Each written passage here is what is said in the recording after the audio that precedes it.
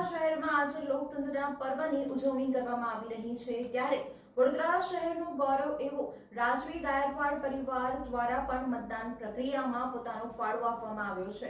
રાજમાતા શુભાંગીની ગાયકવાડ આજે મતદાન કર્યું હતું અને તમામને મતદાન કરવાની અપીલ પણ કરી હતી।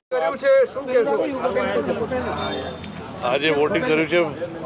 આપણા દેશનું સૌથી મોટું ઇલેક્શન છે અને મહત્વનો દિવસ છે અને દરેક નાગરિક જેવી રીતે હું પણ આજે વોટ કરવા આવ્યો છું। મારા સાહેબ, કયા મુદ્દા પર લોકોએ મતદાન કરવું હોય તો? દેશના ભવિષ્યના લીધે ઘણા બધા વિષય છે, દેશના ચેલેન્જીસ છે, પણ આગળ વધી શકે દેશ એમ રીતે મુદ્દો લઈને હું માનું છું કે વોટ કરવા જોઈએ। ગરમી પણ ખૂબ છે, લોકોને શું અપીલ કરશો આપ?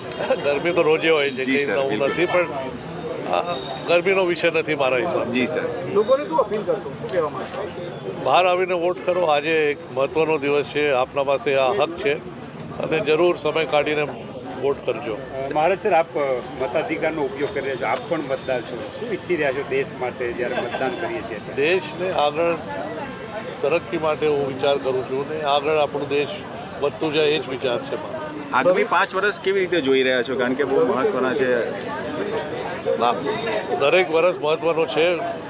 દેશના પાસે ચેલેન્જીસ છે, દેશના પાસે ઓપોર્ચ્યુનિટીઝ છે, પણ દેશને જે આગળ લઈ જઈ શકે એમના માટે હું કહું છું કે આપણે એ રીતે વોટ કરવા જોઈએ। Thank you.